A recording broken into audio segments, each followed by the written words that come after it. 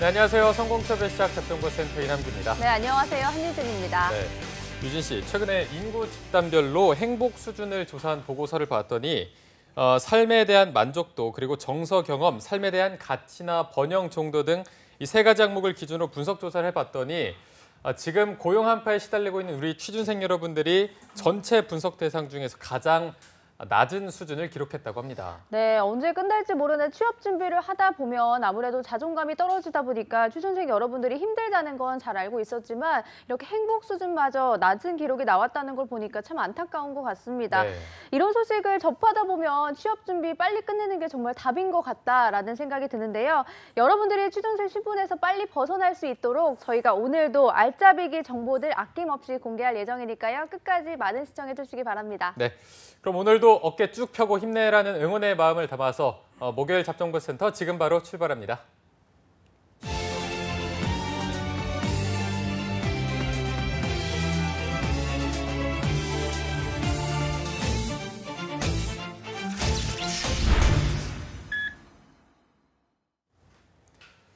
네, 취준생들에게 가장 적합한 취업 타이밍을 찾아 최고의 취업 역량을 펼칠 수 있도록 성공 취업의 맥을 짚어드리는 마감 임박 취업 골든타임 시간입니다. 탈락의 아픔 두 번의 후회는 없도록 저희가 도와드리겠습니다. 네, 하반기 공채가 서서히 마무리되어 가고 있지만 아직 끝날 때까지 끝난 게 아니라는 거 다들 알고 계시죠? 오늘은 취준생분들이 완전 정복해야 할 SPC그룹의 합격 처방전이 공개될 예정인데요. 함께해 주실 분은 롯데그룹 출신이시고요. 더 빅스터디의 마민영 컨설턴트 마쌤과 함께하겠습니다. 어서 오세요. 네, 안녕하십니까? 안녕하세요. 네, 마쌤을 이제 추석 연휴 전에 잠깐 뵀던 것 같은데 연휴가 길었어요. 좀 어떻게 보내셨나요? 네, 뭐 명절 때는 고향도 내려갔다 왔고요. 또 맛있는 음식 먹으면서 재충전의 시간을 좀 가졌는데요. 또 그러면서 동시에 채용 시기에는 계속 흘러가지 않습니까? 네. 그렇기 때문에 10월 한 달간을 또 어떻게 잘 보낼 수 있을까 고민하면서 지냈던 시간들이었습니다. 네. 네. 그럼 이제부터 취준생들을 위해서 합격 처방전을 내려주실 시간이 왔는데 먼저 SPC 그룹 하면 우리 취준생들이 여러분들이 아르바이트도 많이 하고 소비자로서도 많이 접해서 친숙하게 느껴지실 것 같아요. 네. 실제로 취준생들이 채용에 대한 관심도는 어느 정도 수준인가요? 우선 이공계, 인문계 출신 학생들로 좀 나눠서 생각을 해보면요. 일단 인문계 친구들한테 조금 더 인기가 많은 기업이다라고 생각이 들었습니다. 그 사업을 영위하고 있는 업종이라든지 지원 가능 직무들에 있어서 인문계 분들이 좀 친숙하게 다가갈 수 있는 부분들이 많았기 때문에 그렇게 생각이 들었는데요. 하지만 좀 크게 좀 봤을 때는 말씀해주신 파리바게트나 베스킨라빈스 혹은 던킨도넛과 같은 우리가 평소 일상생활에서 자주 접할 수 있는 브랜드들이 브랜드들의 사업을 진행하고 있기 때문에 인문계, 이공계 할 것 없이 많은 우리 취업 준비생 여러분들이 지원하는 기업으로 좀 생각이 되었습니다. 네. 마쌤이 이제 롯데그룹에서 일할 때 부서가 어디셨죠? 저는 제빵 영업팀이었습니다. 롯데 제빵 네, 영업팀. 롯데 제과의 제빵 영업팀이었습니다. 그러면 이게 어떻게 보면 비슷한 업종일 것 같은데 네네. 롯데에서 재직할 때 SPC는 좀 어떤 그룹이었나요? 솔직히 좀 말씀드리면 얄미운 기업이었습니다. 얄미운 네, 기업. 얄미운 네. 기업이었는데 제가 처음 발령지가 대전 충북 지역이었거든요. 그때 양산빵 유통영업 담당이었는데 제가 맡은 지역이 특히나 이 삼립 그리고 SPC가 꽉 잡고 있는 지역이었습니다. 이전에 충북 청주 지역에요. 네. 삼립 생산 공장이 있었는데 그것 때문에 그런지 몰라도 제가 맡은 지역의 상권, 주민들을 좀 만나보면 빵하면 SPC 아니야? 빵하면 삼립 아니야? 라고 생각하시는 분들이 굉장히 많았어요. 네. 이런 부분들은 또 수치로도 굉장히 좀 많이 나타났었는데요. 제가 맡은 지역의 거의 한 90% 이상, 이 제빵 사업 부분의 그 양산빵 혹은 베이커리 사업의 90% 이상이 거의 SPC 그룹이 점유를 하고 있었고요. 나머지 10%를 두고 제가 있었던 롯데제과라든지 기타 다른 빵 관련된 사업체들이 좀 경쟁을 하는 구도였습니다. 제가 네.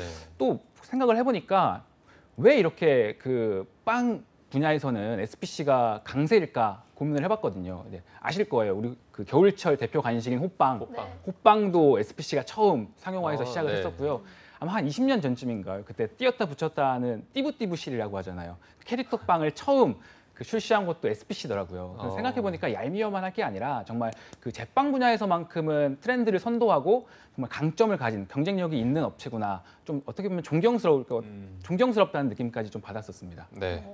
네, 저도 참 호빵 좋아하고 그 스티커도 한번 모았던 기억이 나는데 저처럼 네. 이렇게 친숙하게 느껴지시는 분들이 정말 많을 것 같습니다. 그래도 치열한 경쟁이 예상되는 만큼 그만큼 SPC 그룹에 대해서 제대로 알고 지원하는 게 정말 중요할 것 같은데요. 네. 이 부분을 남유진 캐스터가 먼저 소개해 주시죠. 네, SPC 그룹 하면 많은 사람들이 베스킨라빈스, 파리바게트 등 식품 기업으로만 많이 알고 계실 텐데요. 의외로 다양한 계열사들 사업이 진행되고 있다고 합니다. 사업 살펴보면 SPC 그룹 계열사에는 먼저 식품 기업으로는 SPC 삼립, 파리바게트, BR코리아, 타이어 인터내셔널이 있고요. 원료 계열사로는 베이커리 생산 공장인 SPL, 식품 포장 공장인 SPC 팩이 있습니다. 다음으로 서비스 계열사로는 ICT 전문 기업인 SPC 네트워크스, SPC 캐피탈, SPC 클라우드가 있고요. 마지막 유통 계열사로는 SPC GFS가 있습니다. 그리고 이번 하반기 채용 공고는 아직 확정 공고가 나오기 전인데요. 지원 접수 기간은 10월 8일부터 21일까지로 나와 있고요. 채용 전형 보시면 서류 전형, 역량 검사를 거쳐서 실무 면접과 테스트 전형이 진행됩니다. 이 실무 면접과 함께 진행된 테스트 전형에는 관능 검사와 또 외국어 역량 검사가 진행되는데요. 여기서 관능 검사라는 게 굉장히 생소하실 텐데 관능 검사는 향과 맛 등을 검사하는 테스트라고 합니다. 그리고 마지막으로는 임원 면접이 기다리고 있고요. 임원 면접 통과하시면 최종 합격하게 됩니다. 네, 올 하반기 채용에서 이 합격의 주인공을 기다리는 분들 많으실 텐데요. 잠시 후 스튜디오에서 이 합격 주인공이 되는 비법 알려드릴 테니까요. 집중하고 들어주시기 바랍니다.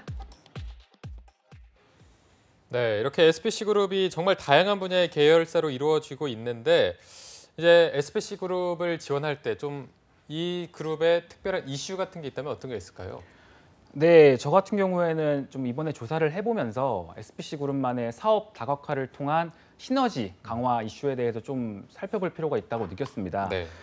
일단 전통적으로 강점이 있었던 이 제빵 사업 부분을 중심으로요, 이 전방, 후방 사업과의 통합 혹은 강화를 통해서 좀 역량을 강화하는 모습을 보이고 있었는데요. 간단하게 좀 말씀드리면 전방 사업과 같은 부분, 예를 들어서 빵을 생산하는 데 있어서 필요한 원자재, 밀가루나 베이컨이나 소세지와 같은 이런 생산하는 공장 업체를 직접 보유하고 운영하면서 좀 전방 사업과의 좀 시너지를 내기 위해서 노력하는 부분들이 있었습니다. 밀다원이라든지 그릭 슈바인과 같은 업체들이 바로 이쪽 전방 사업 분야에 해당이 되었었고요. 네. 후방과 관련된 부분이라고 하면 생산된 우리 빵 제품을 원활하게 공급처에 이동, 물류로 좀 전달하는 부분이잖아요. 네. 그렇기 때문에 이 SPC GFS와 관련된 이 물류 관련 계열사를 통해서 조금은 더 적재적소에 공급하는 것뿐만 아니라 물류와 관련된 컨설팅이라든지 솔루션을 제공해서 그리고 이 물류 업계에서 3PL, 4PL 업체로서 좀 경쟁력을 강화하는 부분들이 있었고요.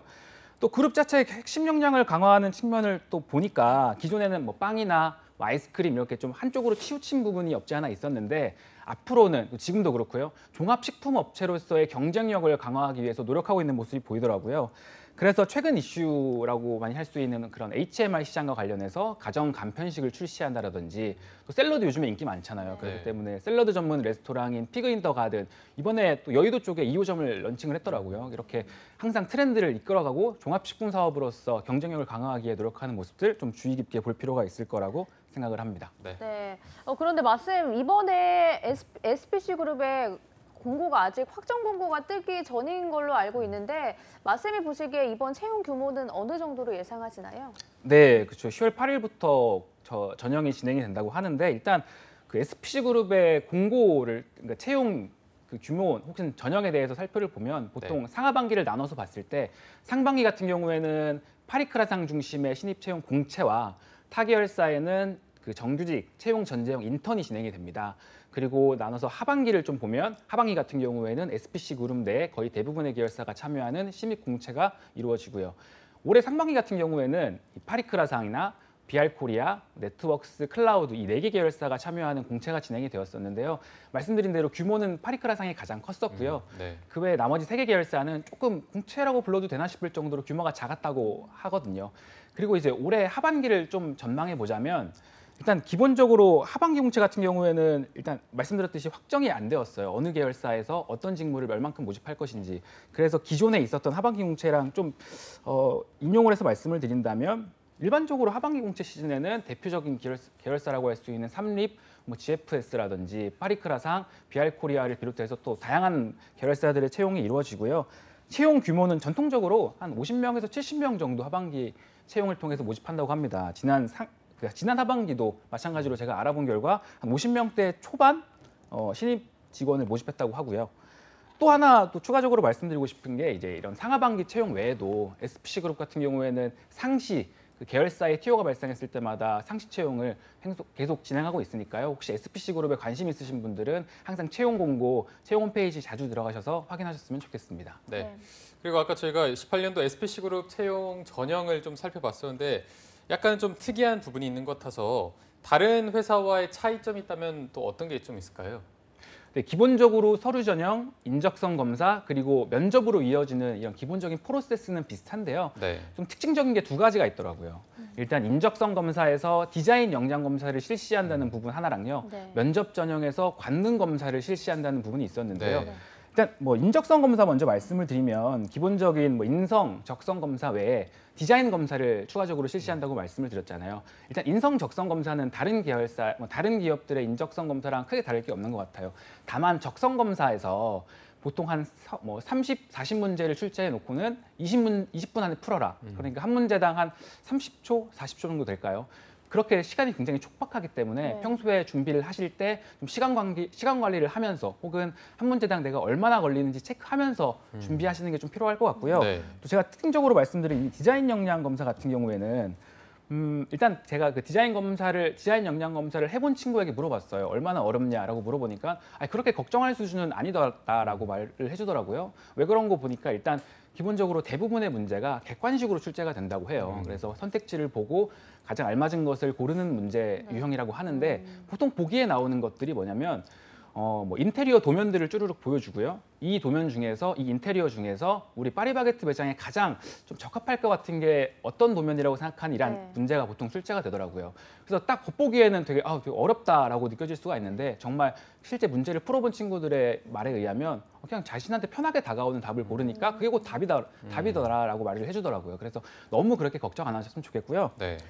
추가적으로 제가 하나 또 팁을 얻어왔는데 이번에 디자인 검사 관련해서 좀 많은 분들이 걱정하실까-봐 제가 물어보니까 전통적으로 나오는 문제들 유형이 몇 가지가 있는데 그 중에 하나가 여러분들 항상 쉽게 놓치기 쉬운 부분들 있잖아요. SPC 그룹이나 뭐 다른 그룹도 마찬가지고 그 로고. 네. 어떤 디자인이고 왜 그러한 색깔이고 왜 그런 모양일까에 관련된 부분, 왜 그런 디자인일까 관련된 부분들을 좀 주의 깊게 보셨으면 좋겠어요. 이 정도까지 얘기했으면 이제 아마 눈치 빠르신 분들은 이해를 하셨을 거라고 생각을 합니다. 네. 네, 정말 꿀팁을 주신 것 같습니다. 저도 이렇게 디자인 역량 검사가 있다고 해서 조금 의아하긴 했는데 말 그대로 정말 디자인에 관련된 부분들을 쉽게 물어본다고 하니까 준비를 잘 하시면 좋을 것 같습니다.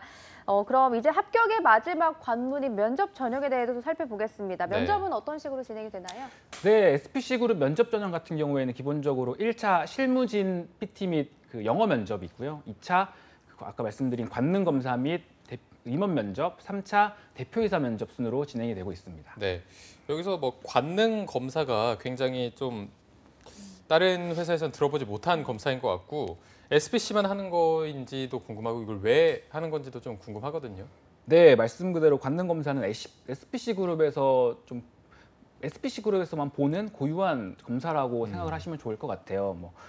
저도 한번 이번에 검색을 해보니까 인터넷에 이런 글들이 있더라고요. 관능 검사 준비하는 방법, 잘 보는 법. 그래서 제가 게시글을 클릭해 보니 입속에 잔향을 없애야 됩니다. 그렇기 때문에 일주일 전부터 금연 금주를 해야 됩니다. 자극적인 음식을 피하세요라는 글들이 있었는데 네. 그것도 마찬가지로 직접 경험해본 친구들 얘기를 들어보니까 일단 3문제에서 4문제 정도 출제가 된다고 하고요. 맛과 향을 일반적으로 구분할 수 있는 수준이라면 크게 어렵지 않다라고 하니까 너무 부담을 가지지 않으셨으면 좋겠고 추가적으로 제가 그 관능 검사에 대해서 좀 드리고 싶은 말씀이 있었는데 일단 쉽잖아요. 제가 생각해도 좀 쉽다고 느껴졌는데 이렇게 쉬운 면접일수록 왜 이러한 면접을 실시를 할까에 대한 부분을 좀 고민을 했으면 좋겠어요. 일단 같이 베이커리 프랜차이즈 사업을 진행하는 CJ 계열사라든지 아니면 제가 있었던 롯데제과도 마찬가지로 이 관련된 업종에서 비슷한 일을 했었는데요. 하지만 같은 일을 한다고 해서 같은 방향으로 같은 방법으로 그 채용을 진행하지 않았었거든요. CJ 같은 경우에는 뭐 발표라든지 토론에 조금 더 집중을 하는 그럼 뭐 보고합시다라는 전형이 있었고요. 또 제가 있었던 롯데제과 같은 경우에는 관능 면접 실시하지 않았었거든요.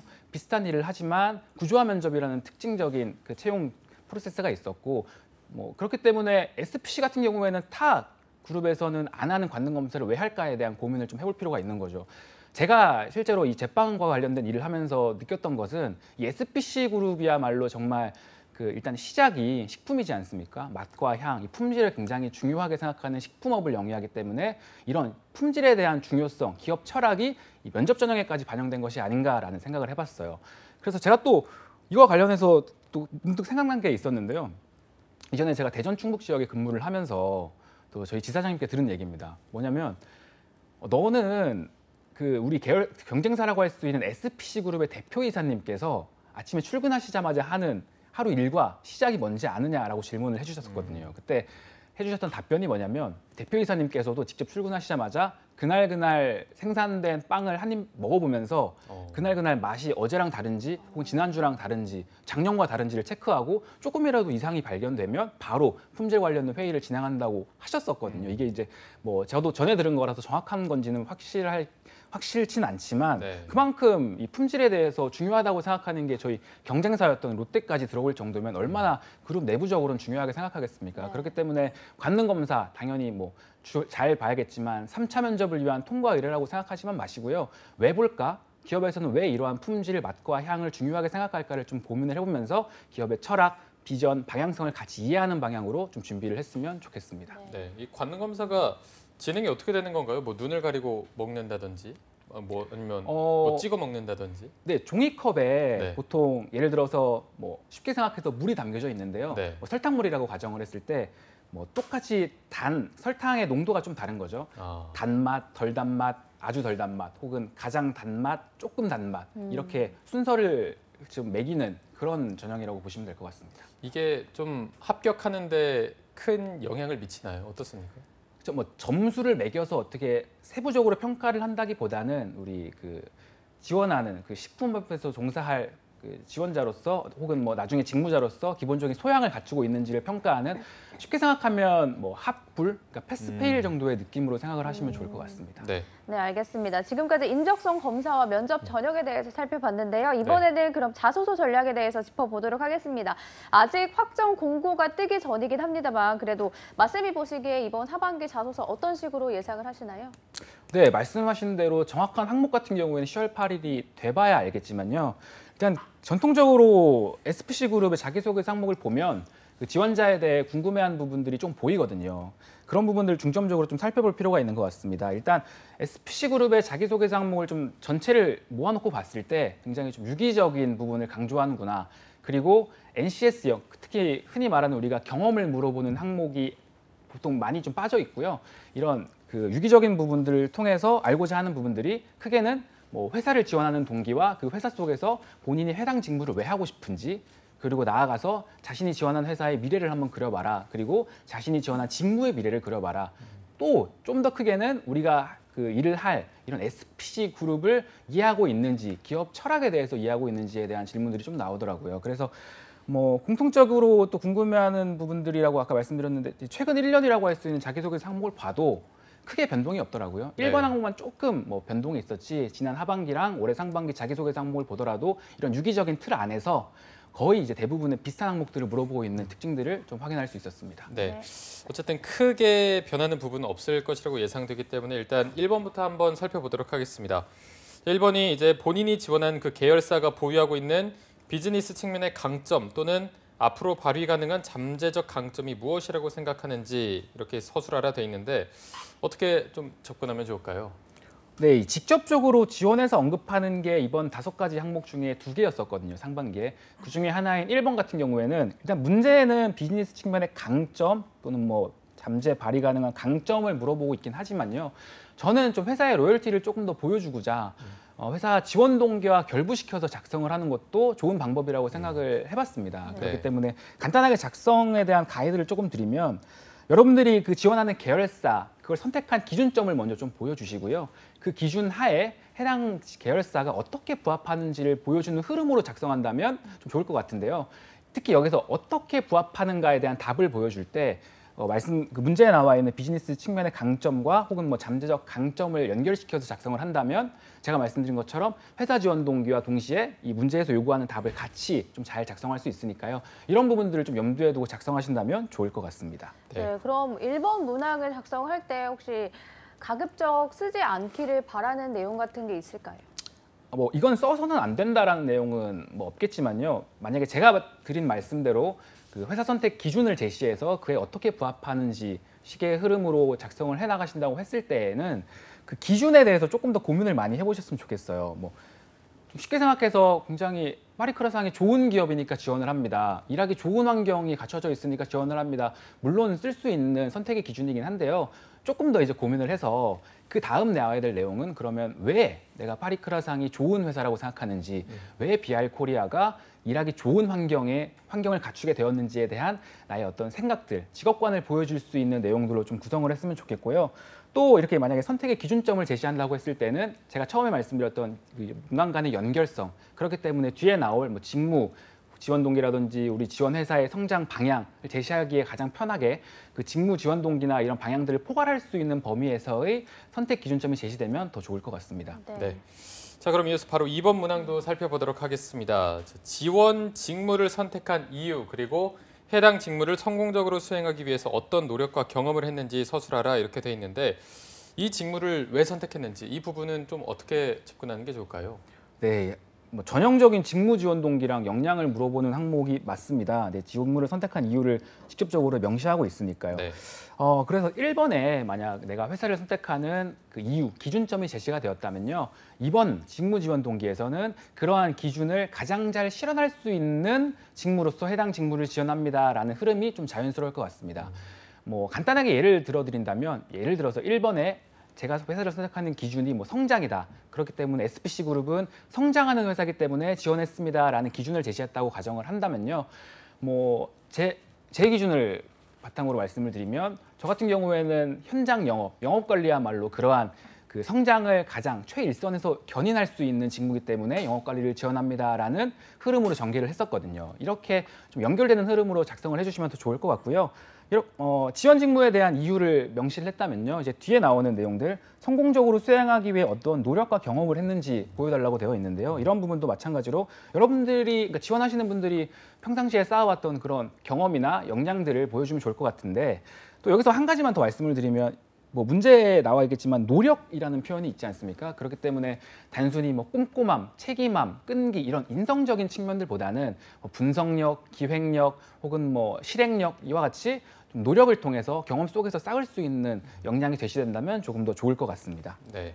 네, 알겠습니다. 바로 3번 문항도 보겠습니다. 3번 문항은 본인의 지원 직무를 통해서 지원 회사의 성장을 도모할 수 있는 방법을 서술해 주십시오. 300자 이상 600자 이내를 적는 항목인데요.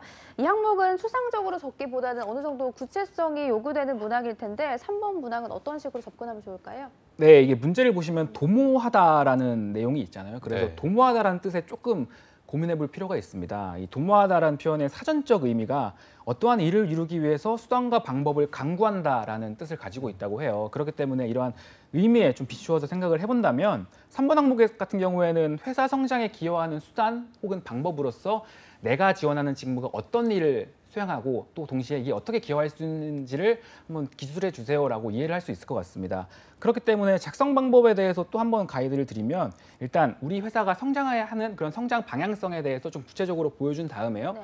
내가 지원하는 직무로서 어떻게 업무를 수행하고 어떻게 기여할 수 있는지를 작성해주는 흐름이 가장 좀 이상적일 것 같은데요. 뭐 예를 들어서 회사가 추구하는 성장 방향을 내실 성장 도모라고 가정을 했을 때에는 이런 내실 성장 도모를 위해서 제가 지원하는 영업관리 직무에서는 뭐 기존 가맹점의 업무를 효율화한다든지 아니면 최적의 신규 출점 그런 상권을 분석해 본다라든지 아니면 고객의 니즈에 부합하는 프로모션 전략 같은 걸 제안함으로써 이런 우리 SPC 그룹의 내실 성장에 도모하겠습니다라는 식의 흐름이 좀 바람직할 것 같습니다. 네. 네.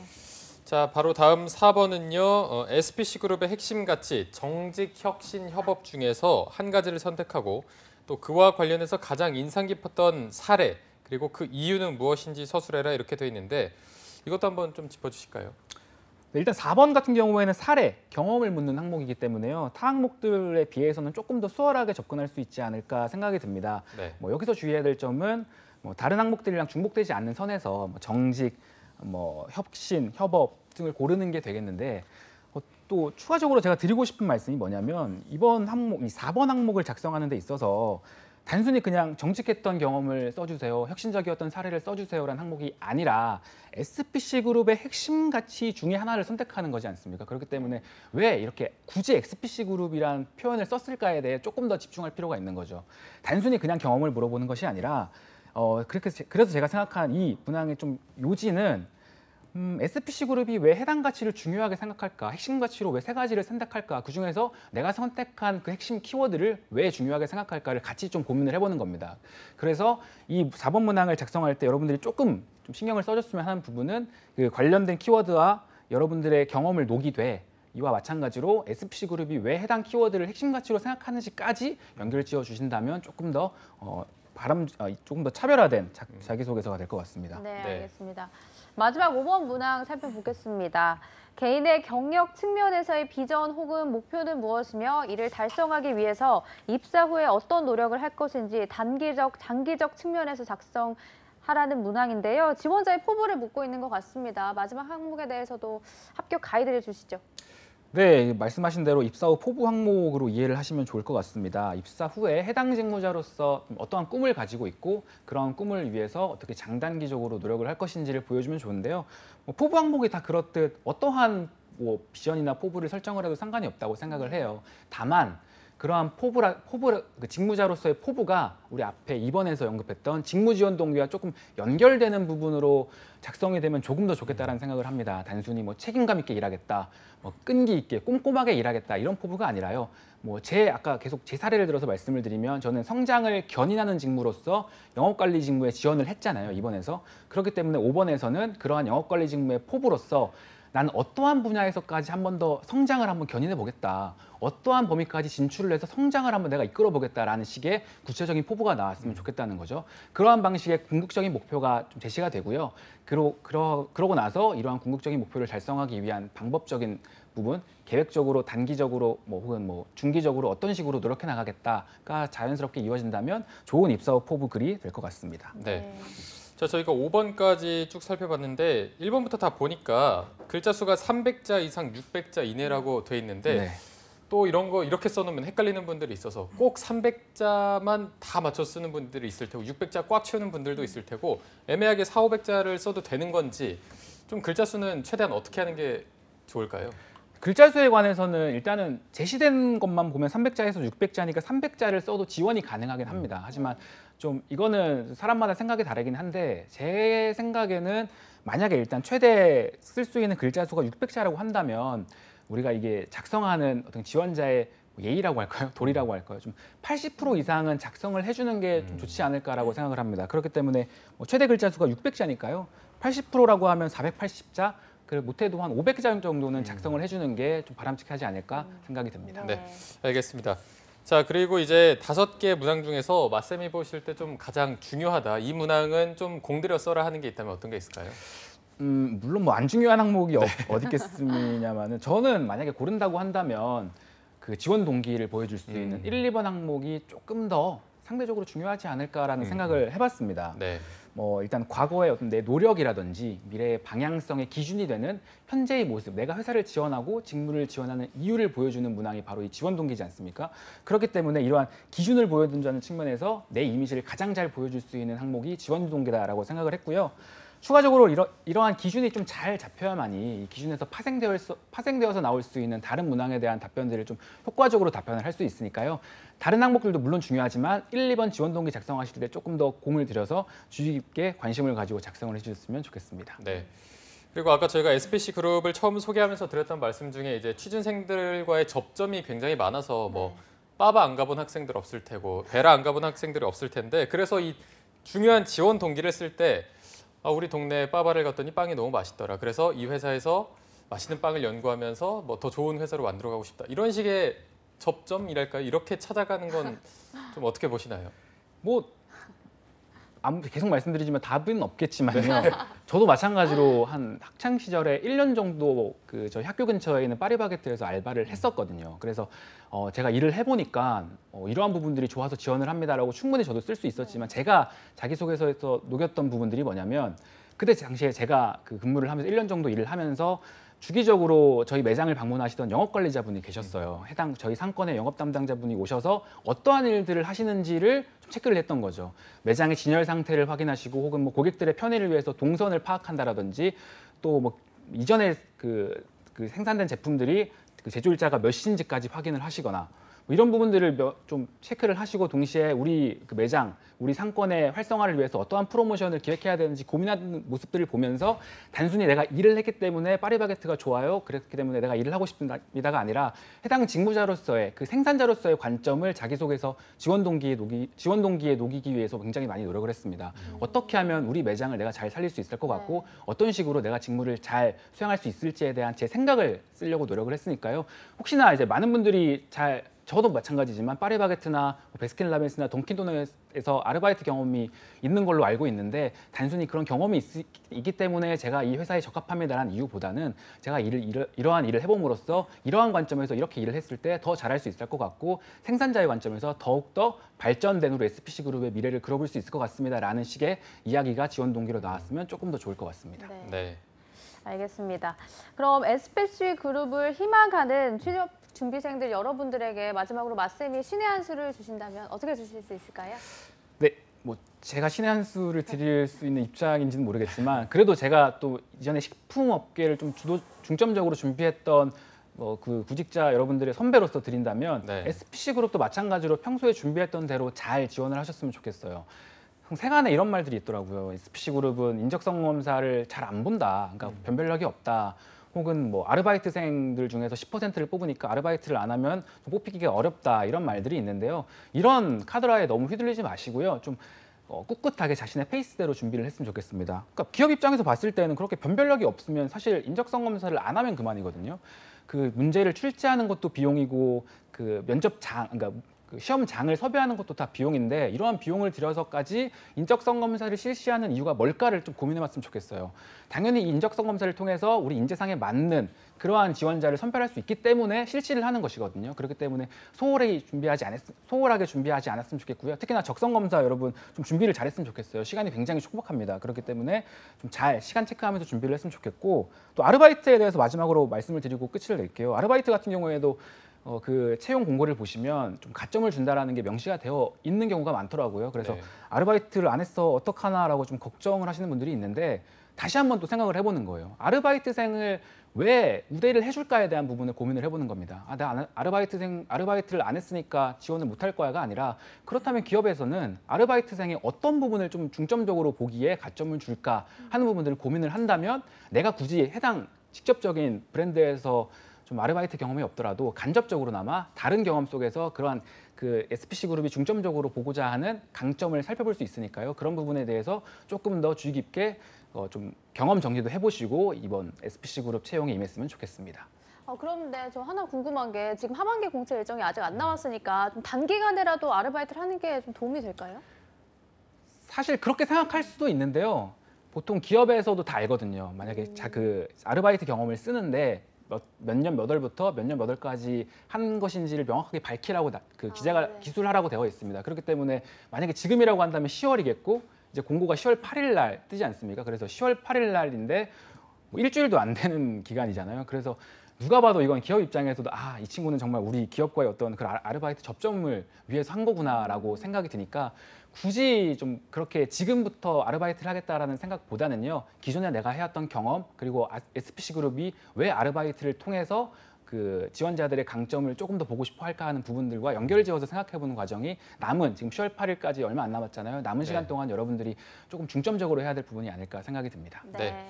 자, 이제 10월 8일이면 다음 주 월요일입니다. 며칠 안 남았기 때문에 오늘 맞쌤이 말씀해 주신 내용들을 바탕으로 자소서를 작성하면 또 좋은 결과가 있지 않을까 생각이 듭니다. 오늘 도움 말씀 주신 더 빅스터디의 마민영 컨설턴트와 함께했습니다. 오늘 고맙습니다. 고맙습니다.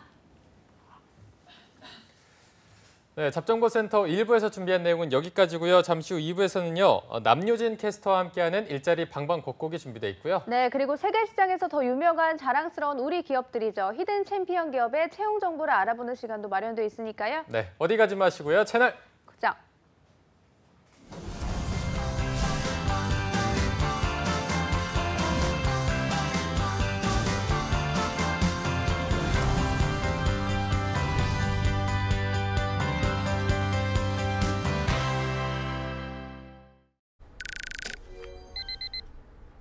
무리한 야근과 회식은 퇴근 후 업무 연락도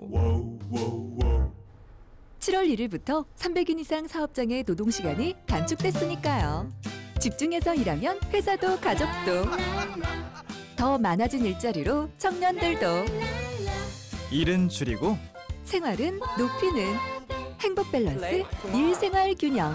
고용노동부가 함께합니다.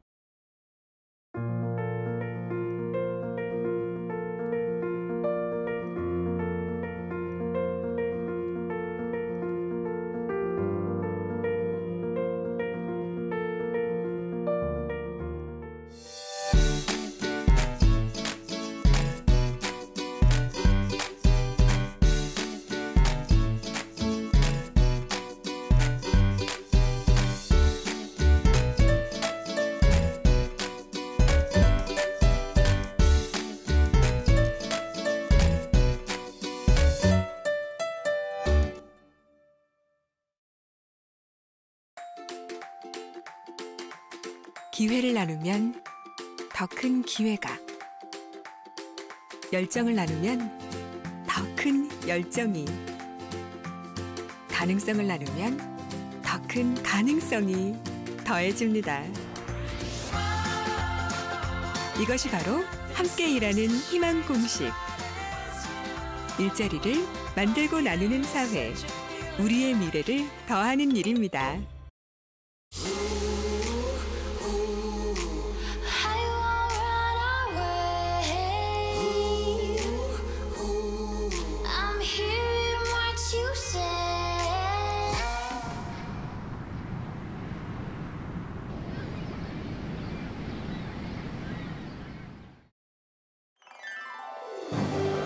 한국 직업 방송을 보면 취업이 보입니다.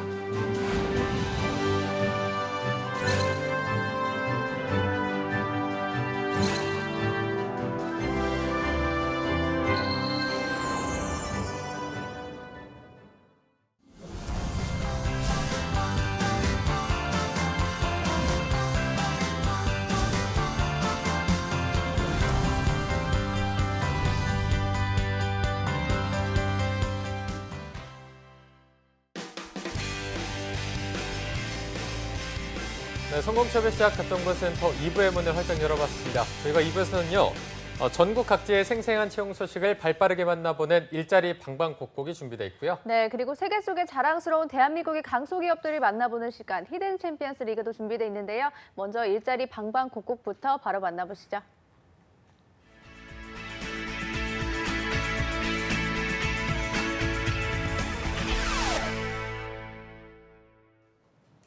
네, 우리 동네 오늘은 과연 어떤 일자리가 올라와 있는지 매일매일 전국 각지의 생생한 채용 정보를 알아보는 일자리 방방곡곡. 오늘은 강원 먼저 둘러보겠습니다. 춘천 고용복지플러스센터의 이금주 주무관님 연결되어 있습니다. 주무관님 안녕하세요. 안녕하세요. 춘천 고용복지플러스센터 이금주입니다. 네, 오늘은 어떤 채용 소식 올라와 있나요? 이번 주 소개해드릴 구인 사업장은 주식회사 강원저축은행입니다. 춘천시 낙원동에 소재하고 있는 금융 서비스업으로 신규 은행원 1명을 채용합니다. 지원 자격은 학력과 경력은 관계없고 담당 직무는 입출금에 관련된 금융기관의 창구 업무이고 주 5일 근무입니다. 월급은 180만 원에서 190만 원 사이이고 접수 마감일은 채용 시까지로 지원을 희망하시는 분은 워크넷 채용 정보를 참조하셔서 방문, 우편, 이메일 지원하시기 바랍니다. 네, 학력과 경력이 모두 무관한 신규 은행원 1명 채용합니다. 관심 있으신 구직자분들 많은 지원 바랍니다. 다음 소식은 어떤 소식인가요, 주무관님? 다음으로 소개해드릴 구인 사업장은 염창훈 세무회계사무소입니다. 강릉시 임당동에 소재하고 있는 세무회계 서비스업으로 회계사무원 1명을 채용합니다. 지원 자격은 학력은 관계없고 경력은 3년 이상자로 컴퓨터 활용 능력 우수자 및 회계 프로그램 사용 가능자를 우대하며 담당 직무는 부가가치세, 종합소득세, 법인세 등 법인세 결산 등 세무신고 업무이고 주 5일 근무입니다. 연봉은 2,500만 원 이상이고 접수 마감일은 채용 시까지로 지원을 희망하시는 분은 워크넷 채용 정보를 참조하셔서 방문, 우편, 팩스, 이메일 지원하시기 바랍니다. 네, 3년 이상 경력의 회계사무원 1명 채용합니다. 관심 있으신 구직자분들 많은 관심과 지원 바랍니다. 주무관님 오늘 소식 고맙습니다. 감사합니다. 네, 지금까지 일자리 방방곡곡 강원도 채용 소식 알아봤습니다.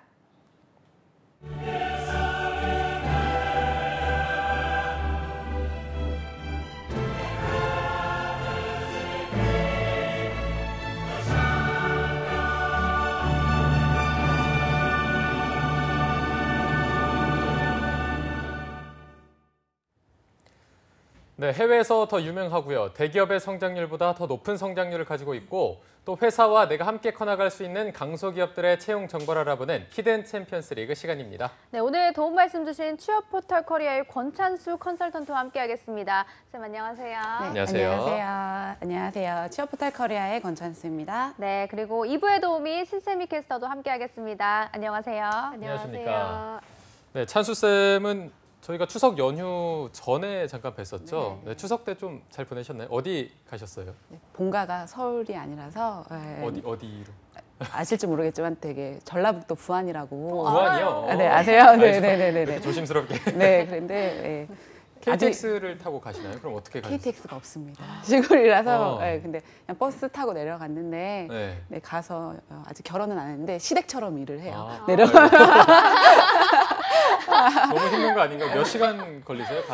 가는 데는 한 내려갈 땐 별로 안 걸렸거든요. 내려가는데 별로 안 걸렸는데 가서 한 일을 한 8시간 넘게 한 거. 전 부치고. 일을 8시간이요? 네네. 그렇습니다. 이게 좀 잘 보내셨는지 힐링을 하고 오셨는지 여쭤보려고 했는데 8시간 일을 하고 오셨으니까 그래도 이제 드릴 말씀이 없네요. 8시간 일을 또 하시고 좀 행복했습니다. 가족들과 맛있는 거 많이 먹어서. 알겠습니다. 그럼요. 행복하셨겠죠. 가족들과 오랜만에 함께 하셨으니까 행복하셨을 것 같습니다.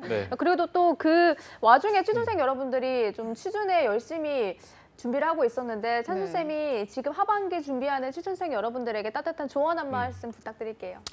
이제 날씨가 쌀쌀해진 만큼 친구들이 이제 현타도 오고 요즘 말로 현타도 오고 조금 이제 우울해지는 약간 시기일 수도 있어요. 막 나는 왜 지금 준비를 안 했을까 막 이러면서 뭐가 부족하다 이런 할 텐데 제가 말씀드리고 싶은 거는 사람이 부족한 게 아니라 준비가 부족할 뿐이니까 저희 직업방송과 함께 열심히 준비하셔서 그 과정들이 차근차근 쌓이면 꼭 좋은 결과 나타날 수 있다고 생각하거든요. 그러니까 저희와 함께 열심히 준비하시면 될 것 같습니다. 네, 알겠습니다. 자, 그리고 어제 휴일이었는데 저도 일했고 유진 씨도 일했고 또 세미 씨도 일을 했습니다. 저희가 또 같이 연결을 했었는데 같은 시간대. 어제 또 날씨도 좋았는데 좋은 데 가셨더라고요. 어제 여의도 공원에 다녀왔는데요. 원래 그렇게 사람이 많은 곳인지 몰랐는데 어제 여의도에서 정원 박람회 하고 있었거든요. 그래서 볼거리도 많고 되게 공연 같은 것도 많습니다. 취준생 여러분들한테 가라고 말씀을 드려도 될까 모르겠는데 9일까지 진행이 되니까 잠깐 여유 즐기고 오시면 좋을 것 같습니다. 네, 취준생 여러분들도 머리 식힐 겸 한번 다녀오시면 좋을 것 같습니다. 이렇게 조언도 들어봤으니까 이제 채용 정보를 알아보도록 하겠습니다. 그럼 찬수쌤이 오늘 소개해 주실 히든 챔피언 기업은 어디인가요? 네, 오늘 제가 소개해드릴 기업은 의료 영상 장비와 광학기기를 설계하는 회사인 뷰역스라는 회사입니다. 네, 자 오늘의 기업은 의료기기에 관련된 기업인데 어떤 제품들을 주로 제조하고 있나요? 네, 뷰역스 같은 경우에는 최첨단 의료 영상 처리 장비, 그리고 영상 센서 및 정밀 광학 신호 처리 장치, 광학기기 설계 분야를 선도하는 업체인데요. 디지털 디렉터와 산업용으로 특화된 최첨단 카메라를 설계, 개발, 생산하고 공급하는 전문 의료 및 특수 영상기기 전문 업체입니다. 네. 최첨단 장비 설계 분야를 선도한다고 하니까 기술력이 정말 대단할 것 같은데요. 대표적인 제품은 어떤 건가요? 네, 이 회사의 주력 제품군은 DR 시스템용 디렉터라고 보시면 되는데 디렉터가 그냥 간단하게 말씀드리면 눈에 보이지 않는 X선 영상들을 디지털 영상 정보로 바꿔주는 장치를 말해요. 네. 그래서 이 회사의 대표 브랜드로는 맥스 엑스레이라든지 QXR이라든지 비빅스가 있는데 이 중에서도 FPDR용 디렉터인 비빅스가 주력 제품입니다. 현재 이 회사가 글로벌 의료기기 업체인 일본 도시바를 비롯해서 전 세계 22개국 그리고 116개 협력사와 대만, 중국, 미국, 유럽의 자회사를 운영하며 글로벌 네트워크를 지속적으로 확대해 나가고 있습니다. 그리고 특히 2016년 2월에 출시한 TDI 라인 스캔 카메라는 예전에 100% 수입에 의존했었는데 이 회사가 국내화 시키는데 크게 이바지한 회사입니다. 네. 네. 자, 100% 수입에 의존하던 것을 이제 국산화시키는 데 성공했다고 하니까 그 기술력이 정말 뛰어나다는 것을 알 수가 있는데요. 그만큼 이제 이 기업만의 기술력으로 의료 발전에 큰 기여를 했다. 이렇게 봐도 무방할 것 같습니다. 그래서 또 히스토리 또한 기대가 큰데요. 걸어온 발자취를 신세미 캐스터가 짚어드리겠습니다. 네, 오늘의 기업 뷰웍스는 1999년에 레이시스라는 이름으로 먼저 시작을 했는데요. 2000년에 의료용 엑스레이 카메라를 출시를 했고요. 4년 만에 2003년에는 산업자원부로부터 차세대 세계 인류 상품으로 선정이 됩니다. 2005년에는 수출 200만 달러를 달성했고요. 2006년에는 지금의 상호명인 뷰웍스로 변경이 됩니다. 2007년에는 세계 인류 상품으로 선정이 됐고 다음 해에는 이 경영 혁신형 중소기업 인증을 받았고요. 제45회 무역의 날 1000만 불 수출 혜탑 그리고 벤처코리아 대통령 표창을 수상하게 됐습니다. 그리고 2009년에는 코스닥 시장에 상장이 되고 2011년에는 세계 최초의 2억 6천만 화소급인 산업용 카메라를 개발하게 됩니다. 2014년에는 코스닥 히든 챔피언 기업으로 5년 연속 선정이 됐고요. 다음해 코스닥 라이징 스타로 선정이 됩니다. 그리고 2016년에는 VTDI 장영실상을 수상하고 2017년에는 가족 친화 기업, 세계 인류 상품 및 생산 기업에 선정이 됐고요. 그리고 올해죠. 2018년에는 월드클래스 300에 선정이 되는 등 약 20년간 꾸준하게 발전을 해온 기업의 연역이었습니다. 네. 신세미 캐스터의 연역 소개를 들어보니까요. 창립 이후로 지속적으로 기술 연구를 개발해서 우수한 성과를 내고 또 세계적으로도 높은 신뢰성을 구축한 게 아닌가 하는 생각이 듭니다. 네. 찬업제 이 정도의 기업이면 매출액을 기대해봐도 좋을 것 같은데 어느 정도 수준인가요? 네, 기대해 보셔도 좋습니다. 네. 매출액은 2017년 기준으로 1,226억 700만 원이고요. 우와. 영업이익만 186억 8,400만 원이니까 아마 기대만큼 높은 매출액이지 네. 않나 싶네요. 네, 이렇게 또 당당하게 말씀해 주신 만큼 매출액도 굉장히 높아서 이 부분도 좀 기대를 해보겠습니다. 연봉은 또 어느 정도 수준인가요? 네, 연봉도 기대하셔도 좋습니다. 예. 매출액만큼 연봉도 높은 수준에 들어가는데요. 올해 기준 대졸 신입 초임 연봉이 약 4,600만 원입니다. 와, 정말 4,600이요. 네. 네. 대기업과 비교해봐도 손색이 없는 수준인데 복지 또한 안 들어볼 수 없을 것 같습니다. 복지는 어느 정도 수준인가요? 복지도 웬만한 대기업에서 제공해주는 복지는 거의 다 진행된다라고 보시면 되세요. 뭐 건강의료비라든지 뭐 각종 지원금이라든지 뭐 자기관리 개발비라든지 아니면 뭐 휴양 관련된 뭐 콘도라든지 휴양비라든지 아니면 기숙사 사내 동호회 장기 군속 푸사 육아수당 이런 것들 다양하게 기본적으로 제공이 된다라고 보시는데 여기에서도 이제 요즘 주택 구입하기 힘드시잖아요. 네. 그래서 뭐 주택 자금 있어서 기호는 5천만 원, 미호는 3천만 원까지 지원이 되고 그 외에서 여기에서 좀 특이한 거는 어버이날 직계 부모님한테 감사비의 지급을 해주고 있어요. 네. 그래서 뭔가 뭐 본인뿐만 아니라 좀 가족들도 함께 같이 행복할 수 있는 그런 것을 좀 꿈꾼다고 해요, 이 회사가. 그래서 그런 부분을 위해서 많이 노력하고 있다고 합니다. 네. 자, 오늘 뷰웍스라는 기업은 기술력도 뭐 굉장히 뛰어나고 매출액도 훌륭하고 연봉도 높고 복지도 높아서 취준생 여러분들이 조금 더 눈이 동그래지셔서 지금 방송을 보고 계실 것 같습니다. 그래서 지금 채용 전형은 어떻게 됐는지 신세미 캐스터가 소개해 주시죠. 네, 현재 뷰웍스는 대졸 신입 공개 채용을 진행 중에 있습니다. 모집 분야를 살펴보면 법무와 정보 시스템 개발을 맡는 매니지먼트, 그리고 B2B 마케팅과 기술 지원을 맡는 플래닝 세일즈, 생산 기술을 맡는 프로덕션과 영상 처리, 기구 설계 등을 맡는 R&D 분야로 이루어져 있는데요. 서류 마감일이 10월 10일 수요일 오후 5시까지라고 합니다. 당사 채용 홈페이지를 통해서 온라인 접수를 받고 있으니까요. 이 의료기기 쪽에 관심 있는 취준생 여러분들의 많은 지원 바라겠습니다. 네, 지원을 원하시는 분들은 미리 자격 요건을 살펴보고 필요한 부분들을 준비를 해놓으시면 좋을 것 같습니다. 네. 찬수쌤, 채용 절차는 어떤 편인가요? 네, 채용 절차는 웬만한 거 다 하는 겁니다. 네. 서류 전형, 인적성 검사, 기술 면접, 인성 면접으로 이루어지고 있습니다. 네. 서류 전형이 이제 10월 10일 다음 주 수요일 오후 5시가 마감이 되고요. 그 이후로 인적성 검사, 기술 면접, 인성 면접이 이루어지고 있으니까 정말 말 그대로 거의 다 비슷하게 진행이 되고 있는 것 같은데 각 절차별로 어떤 항목들을 평가하고 있는지 이 부분도 좀 자세히 짚어주시죠. 네, 1차 서류 전형에서는 기본적으로 지원한 직무에 대한 지원자의 자질이라든지 능력이라든지 경험 등 그 지원자가 보유한 능력을 종합적으로 확인받는다라고 보시면 되는 거고요. 인적성 검사에서는 지원자의 성향이라든지 인성, 그리고 직무 수행에 요구되는 기초적인 능력을 평가받는다라고 보시면 되세요. 그리고 기술 면접 같은 경우에는 전공이라든지 지원 직무에 대한 지식 보유 여부를 구술 면접이나 아니면 프리젠테이션을 통해 심사받게 된다고 합니다. 그리고 인성 면접 같은 경우에는 지원자가 가진 인성이라든지 가치관 등을 종합적으로 판단해서 뷰웍스가 추구하고 있는 가치에 부합하는지를 평가받게 된다고 합니다. 뭐 서류라든지 아니면은 면접이라든지 아니면 시험이라든지 이렇게 각 항목별로 평가하는 방식이 달라지는 부분이 있지만 기본적인 핵심은 지원하는 직무에 대한 지원자가 수행 능력이라든지 전문성을 갖추고 있는지, 그리고 지원자가 이 회사와 부합하는 인재상을 가지고 있는지, 가치를 함께 할 수 있는지 이런 부분을 평가받게 돼요. 그렇기 때문에 그 채용 사이트 들어가시면은 본인이 지원하고자 하는 직무에 대한 그 자세한 직무 수행 내용이 나와 있어요. 만약에 입사하게 되면은 본인이 어떤 일을 앞으로 하게 될 거고 그 일을 하기 위해서는 어떤 능력이라든지 기술이라든지 이런 부분들이 필요한지에 대해서 자세하게 기술되어 있으니까 홈페이지 통해서 이런 부분들 잘 확인하신 다음에 서류 준비라든지 면접 준비하실 때 좀 이런 부분들이 잘 나타날 수 있게끔 해주시면 될 것 같아요. 네. 그리고 찬수쌤 또 궁금한 게 이제 뷰웍스라는 기업이 기술력을 좀 바탕으로 하고 있다 보니까 뭐 기술 면접도 들어가 있고요. 네. 문과생보다는 좀 이과생들을 위한 기업인지 이 부분도 좀 궁금하거든요. 뭐 대부분 아무래도 이제 기술적인 측면이기 때문에 이과적인 측면에 있는 지원자들이 많이 좀 기준으로 뽑긴 해요. 근데 뭐 보시면은 그 모집 분야 자체가 법무라든지 이런 부분들이 있기 때문에 문과 학생들에게도 조금 기회는 있다라고 보여집니다. 네, 알겠습니다. 또 인사 담당자들이 가장 중요하게 생각하고 있는 회사의 인재상 또한 안 들어볼 수가 없을 것 같은데요. 어떤 건가요?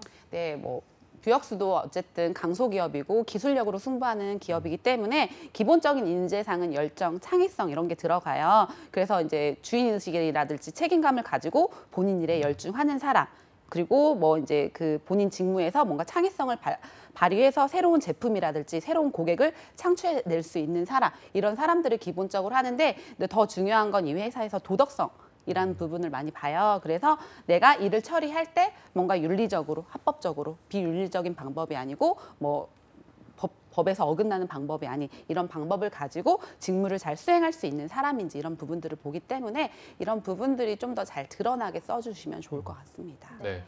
저희가 그동안 직업방송을 진행하면서 이제 윤리적인 부분에서 면접을 진행한다면 뭐 이런 상황을 주고 이런 상황인데 당신은 어떻게 할 건가?